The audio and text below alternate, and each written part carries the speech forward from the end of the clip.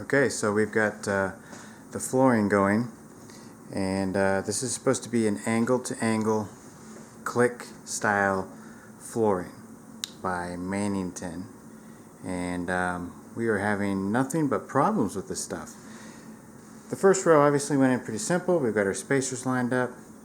The second row, okay, but the stuff just doesn't snap together.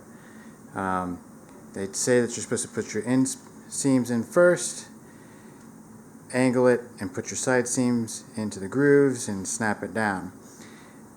The issue that we're having is that it pulls up the entire row, and this is a 27-foot length here that we're trying to install, and it's pulling up the row and separating from the row.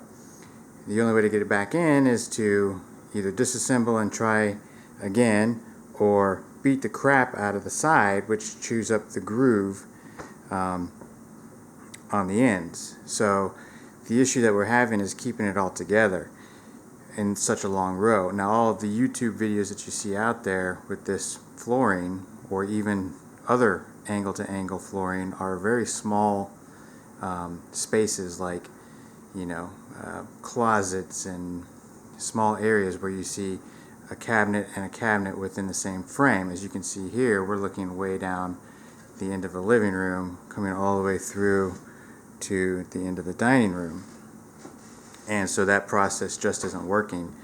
And we gave up last night after 3 hours of having this fifth row here just constantly popping off. So I am not sure if there's a defect in this particular box of boards. So we are just beyond ourselves at this point. So we are looking for some assistance.